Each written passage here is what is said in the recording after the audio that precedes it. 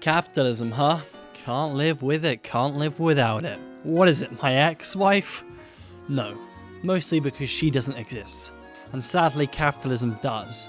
But in this episode, despite being a left-wing person, I'm not going to be sad about that today. I'm going to try and celebrate the merits of capitalism where possible, so in return, capitalism can celebrate the merits of socialism. So yeah, I'm going to be making some capitalist arguments for socialism, and I'm going to have Mario help me. No, that is not the name of my ex-wife's new partner, but we'll get to Mario later.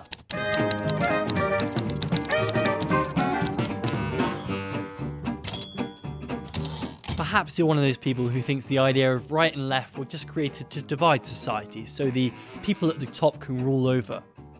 Perhaps you think they're arbitrary things that mean very little, and people's overuse of them have caused them to mean nothing anymore. Alternatively, you may stake your life by them, like they're a sports team you root for.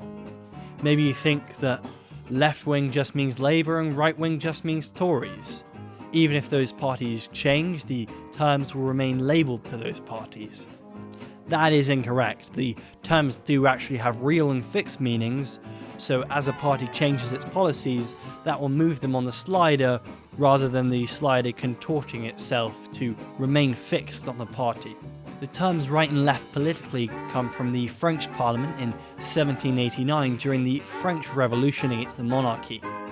The representatives sat on the right side of the chamber were broadly supporters of the monarchy, and the representatives on the left side were predominantly against the monarchy.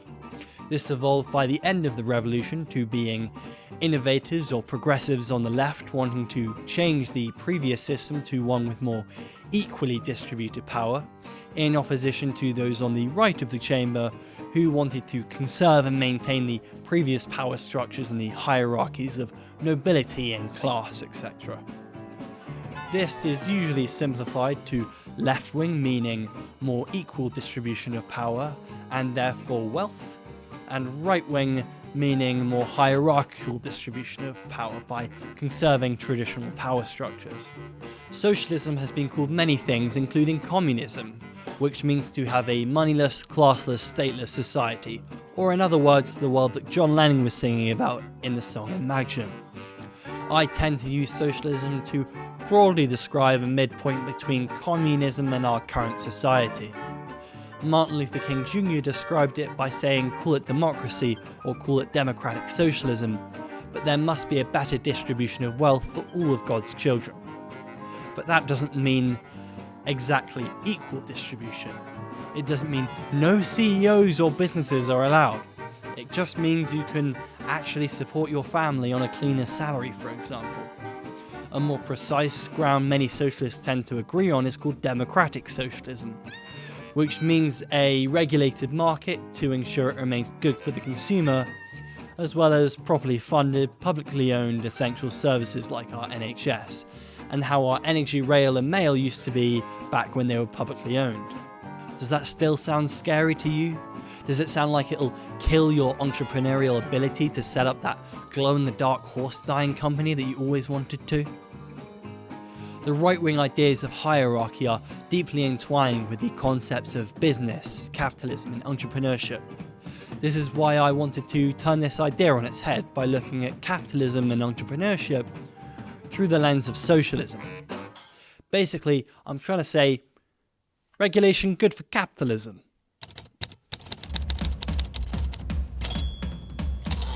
If we're talking capitalism, where better to start than Adam Smith, father of capitalism, laying out most of the fundamentals in his book The Wealth of Nations, where he writes of the invisible hand of the market. He uses it as a way to talk about consumers choosing the best possible product at the lowest possible price on a large scale to explain changes in market direction. However, he fails to mention that the invisible hand is also very weak. People don't often have fully informed choices or even much of a choice at all. The hand will often get battered away by dramatic inequality as it becomes piloted by those biggest corporations within the market. This allows domineering market forces to be able to increase prices against the interests of the consumer.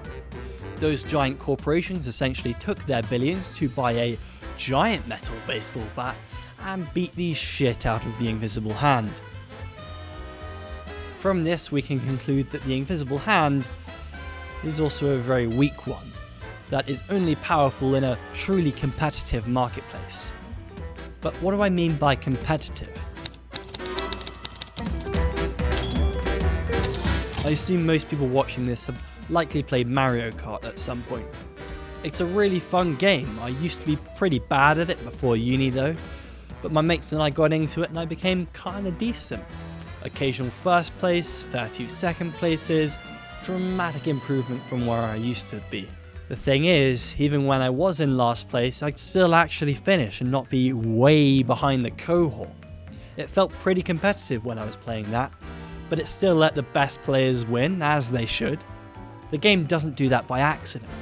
It has mechanics to keep it like that. The best power-ups are given to the people furthest back because they need them more. The people at the front are so good at playing, they'll pretty much stay at the front, so they don't need much in the way of power-ups. But they do still have to keep up their game. They can't become complacent. This is how capitalism should work. More favourable subsidies for the smaller companies, but smaller subsidies and probably more specific subsidies for the larger companies if at all. And to be honest, it should work that way for people too. Life should be Mario Kart, basically. Minus the Nintendo, because they're kind of scummy. Tell you something that doesn't feel particularly competitive.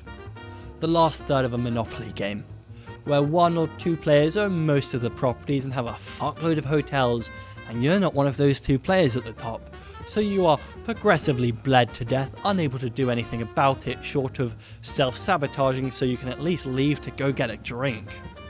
Don't get me wrong, it's actually a pretty fun game in that first half where most of the players are at an even standpoint, collecting the chests and the money when they pass go. But we in society are currently in that final stage of Monopoly. There's actually a name for it too, it's called late stage capitalism, and I was born just in time for it, oh boy! Once that player at the top of the Monopoly game reaches a certain level, it becomes less important how they play their game. They can pretty much just ride it out on the sheer level of property control they have. Which is funny, because similarly the top 1% wealthiest in the UK own around 50 to 70% of the land. But as I was saying, those players at the top of the endgame no longer need to be playing with skill or competence. The other players can't choose not to stay on those properties as they now own so much of the board. Even if the worst Monopoly player inherited the top player's game in that final stage, then they'd still win. After all, 91 of the new billionaires last year made their billions through inheritance. This decreasing required skills of the top players is a lot like the decreased innovation seen in late stage capitalism. Remember the early 2000s with early Apple iPhones and how much of an event those first few keynotes were? They set the standard for what innovation is.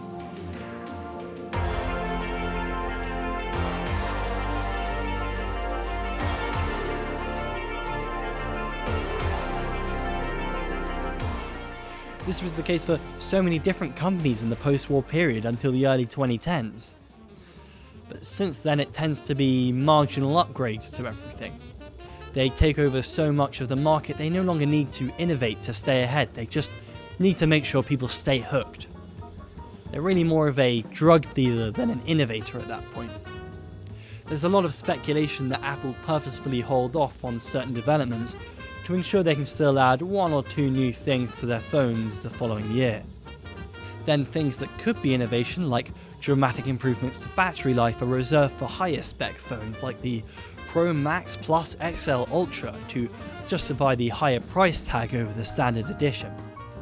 Also, a better battery life would prevent people from wanting to buy a new replacement sooner, in order to get a longer battery life again by getting away from their previous phone's battery deterioration. A little deterioration would be fine if it could originally last 4 days on one charge, but when one charge only gets you a little over a day and a half, some deterioration could make it borderline unusable. you're more likely to get a new one, or pay Apple monthly for Apple Care, so maybe they'd at least replace the battery. The innovation they do opt for is making it thinner or lighter, because that also means they're at least paying less for materials. And they get to do some wowza marketing about how it's got that new Ozempic chic. So they hold back innovation for higher tiers and focus predominantly on creating a monthly recurring transaction.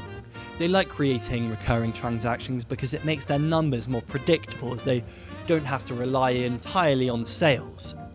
They also like it because the consumer can spend far more than they'd ever be willing to pay up front.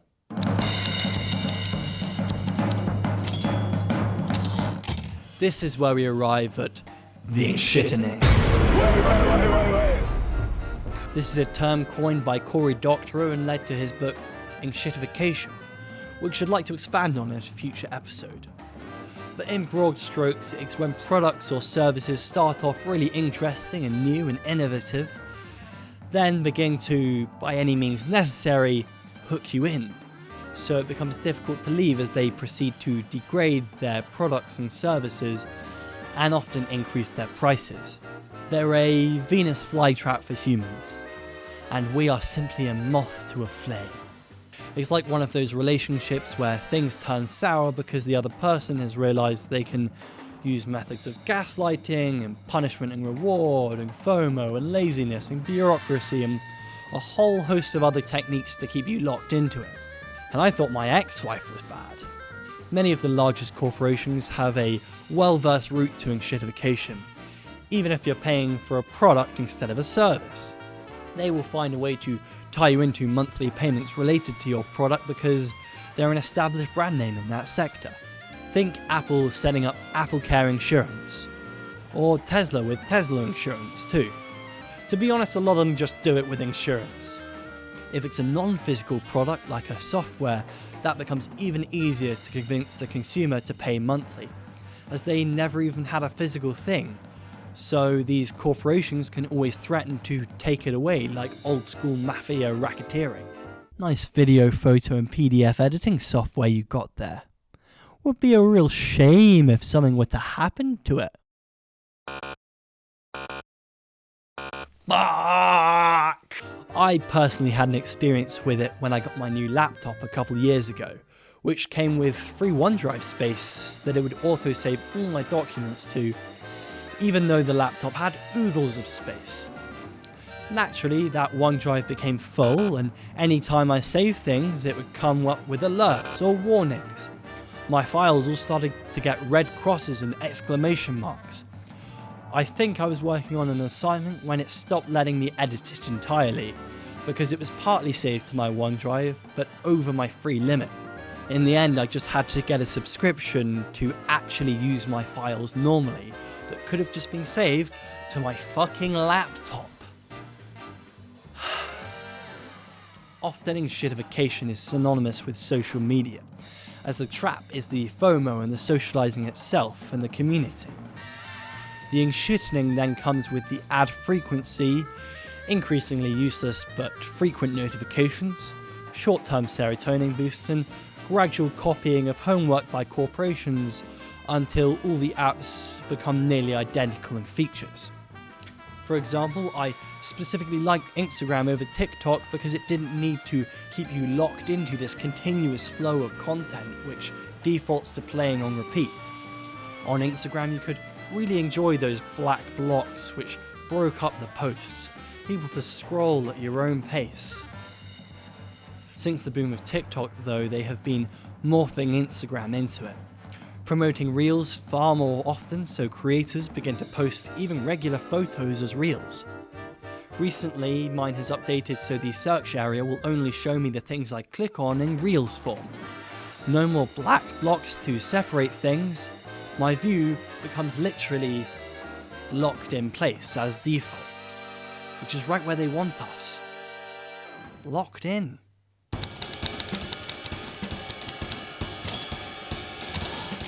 This brings us nicely to libertarianism, an ideology based on freedom. For a while this was associated with left-wing anarchists who basically wanted a revolution that would break down government, corporations and bureaucracy, and allow us to sing Kumbaya, free from the corporate ties, as we broke bread with our fellow person, no longer needing to chase lives of perfect luxury. More recently, libertarianism has had a resurgence on the right though, focusing on it as an ideology of freedom to push the notion of freedom from government specifically, with less focus on the freedom from corporations aspect that the anarchists were particularly fond of, unless those corporations have been branded woke, in which case those right-wing libertarians want them regulated to the nines, if not abolished entirely. Well, to those right-wing libertarians, I'd like to make the case that perhaps you ought to focus more on your freedom from corporations. After all, if corporations have gone the way of enshittification, which aims to lock you into it, then surely that's the opposite of freedom. Freedom for the corporation is not the same as freedom for the individual. In fact, they seem like polar opposites. When there are only 6 companies that collectively own the biggest 60 brands in a marketplace, where is your freedom of choice? When the largest printer manufacturers design their printers to only work with their own brand of ink, therefore cornering the ink market, leading to higher prices per gallon of bull semen, where is your freedom of choice then? When we have clauses against jailbreaking codified into our copyright law that prevents modifying these products to, for example, work with any old fucking ink, where is your freedom to do with your own property as you choose? If most fundamental human inventions were made in the modern day under this enshittification capitalism, they'd be infuriating. None of your bed sheets would fit your bed as they weren't made by the same brand as your mattress, but the mattress likely wouldn't fit the bed frame as they're not the same brand either. That's if you're lucky enough to still have a house at all, because the brand of nails used to build it wasn't the same as the brand of hammer that put them in place. These ideas are called interoperability and standardization. Different products are all supposed to work together, or you'll end up paying much more and want to Jackson Pollock your brain onto your ceiling. Standardization is a massive part of innovation and progress, as it allows nerds and garages to build revolutionary tech from recycled pieces of trash. The corporations will tell us they're building an ecosystem, when really it's digital quicksand.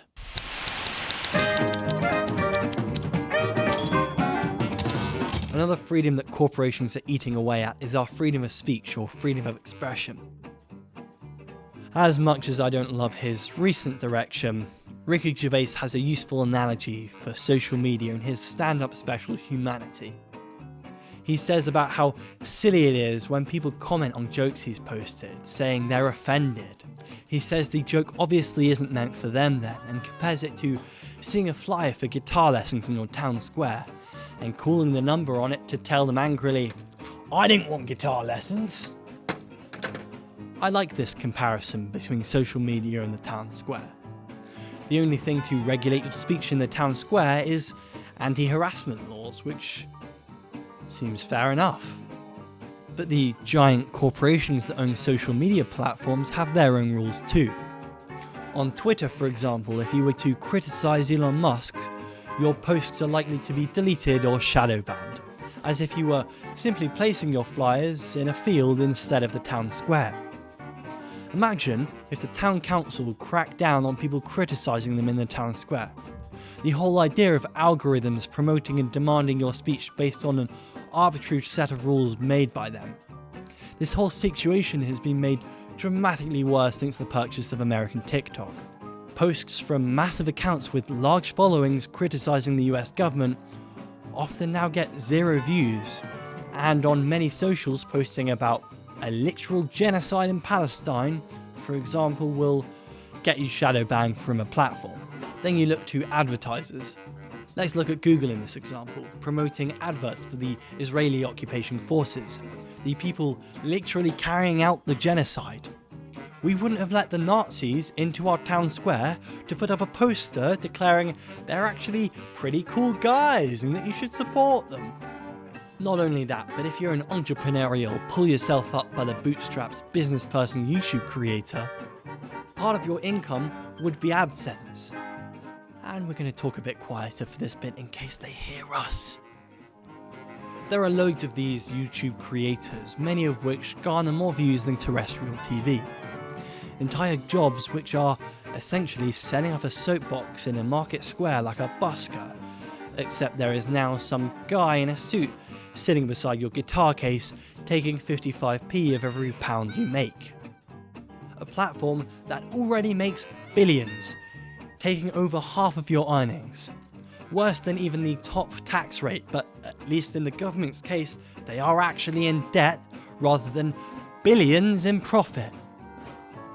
Bear in mind, without the small business people that are creators, YouTube will just be miles and miles of AI slop. Nebula and other platforms that spread the revenue better have been created in an attempt to fix this, but internet migration is almost impossible to coordinate at scale. I do actually have a Nebula subscription. I love the idea, but still mostly use YouTube as that's where most creators I watch are. This goes to show that corporations actively hinder the earnings of small businesses. It's not a symbiotic relationship that works in perfect balance. It's a parasitic one that leeches creativity and hours of work for their own gain. Which segues us nicely into small businesses.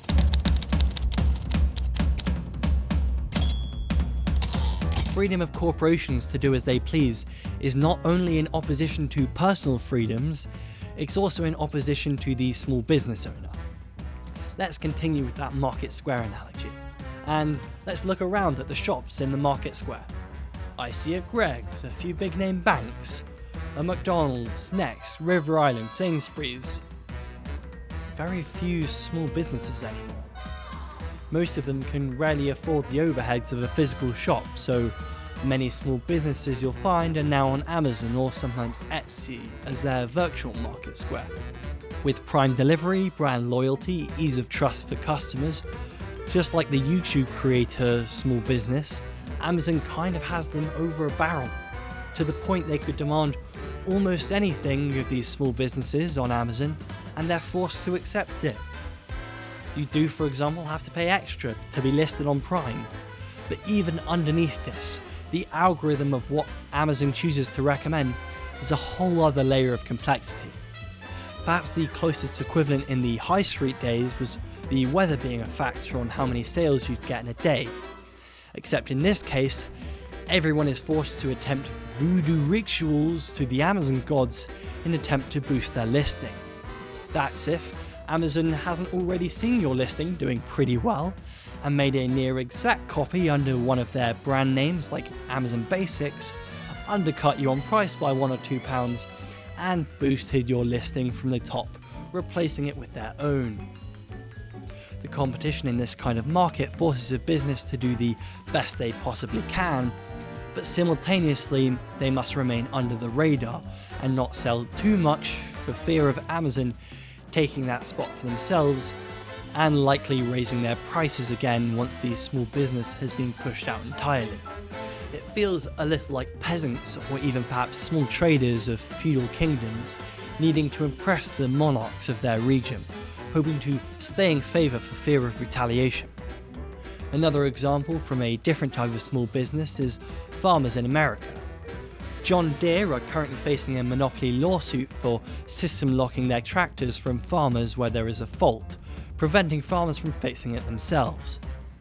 This means farmers having to pause their very busy day to call Jonathan Deere themselves to get someone out to come and fix it, which the farmers would likely have to pay for when they already have a good knowledge of how a tractor works. They probably could have fixed it themselves if the system didn't prevent them from doing so. McDonald's franchisees, the individual restaurants themselves, which are usually owned by small entrepreneurs, have a similar issue with their ice cream machines, until US legislation changed that recently.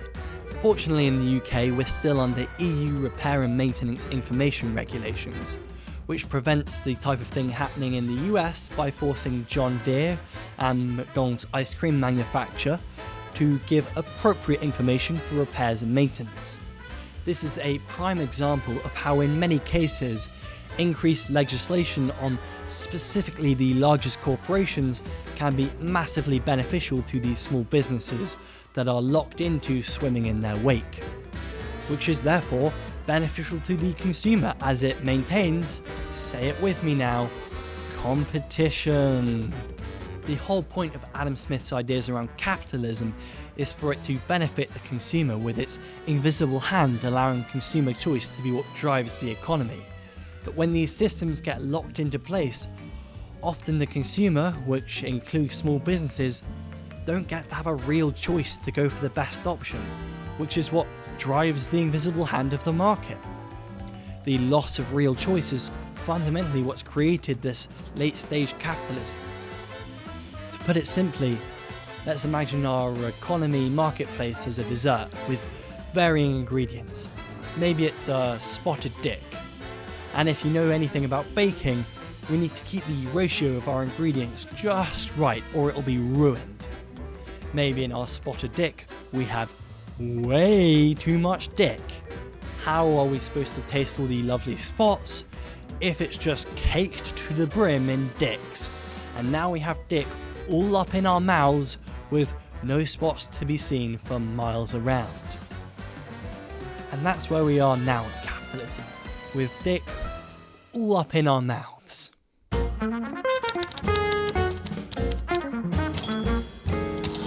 Adam Smith said landlords, like all other men, like to reap what they never sowed.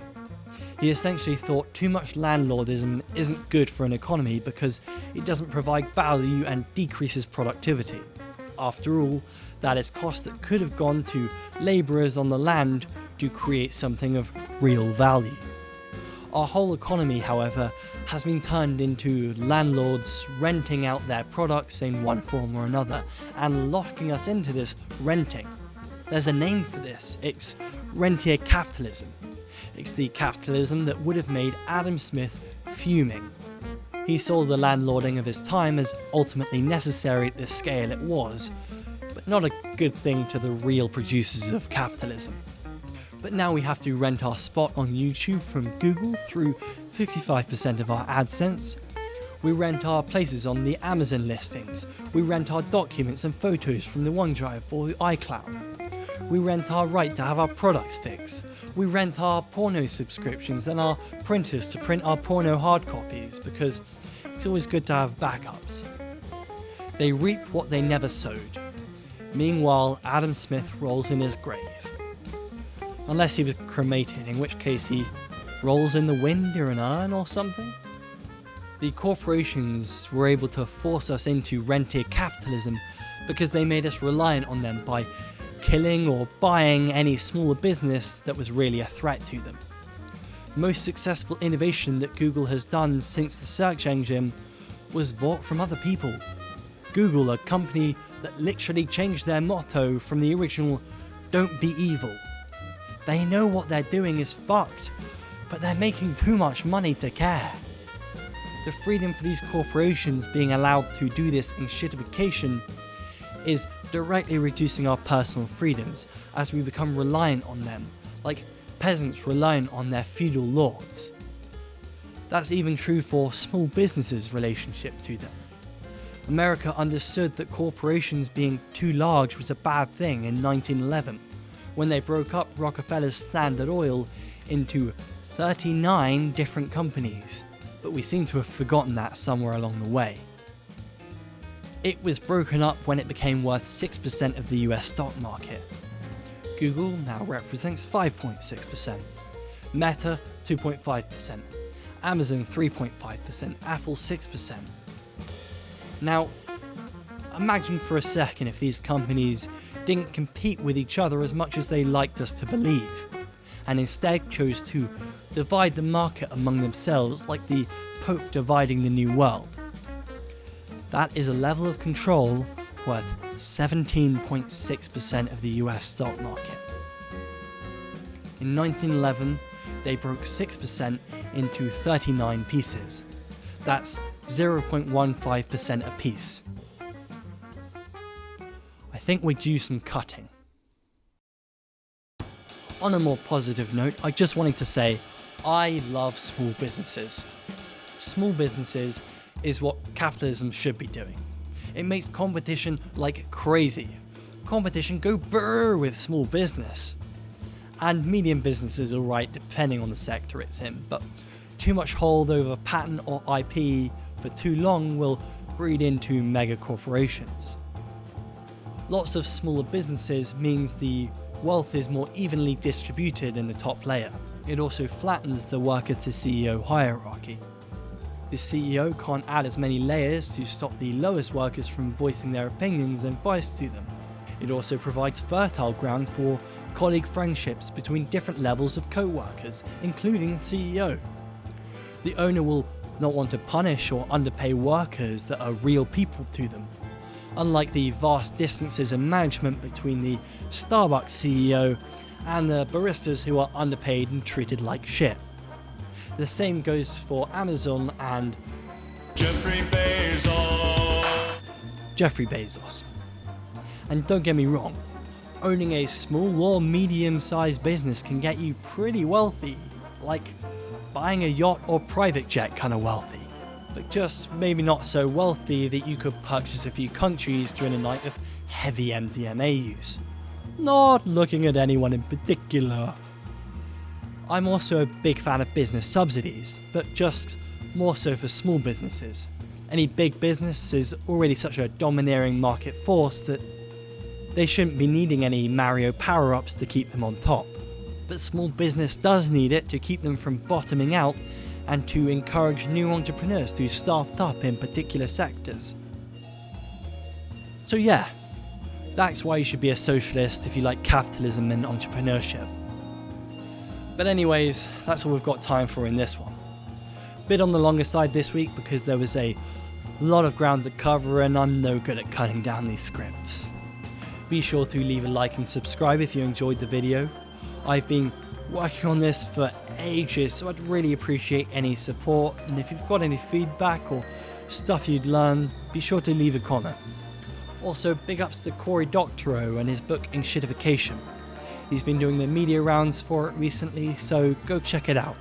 Also, Grace Blakely is someone from the UK who wrote a book called Vulture Capitalism, which covers similar topics to this video, but in much more detail, so be sure to check that out too. But anyways, I've been a reporter, and this has been Pathos Politics. See you next time.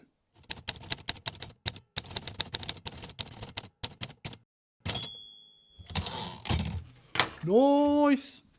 So, 3 episodes short. 3 out of 4. Yeah. Nice. Done. You weren't recording. I'm kidding. You better be. I literally. If you got any little. Is that Xbox or clitoris?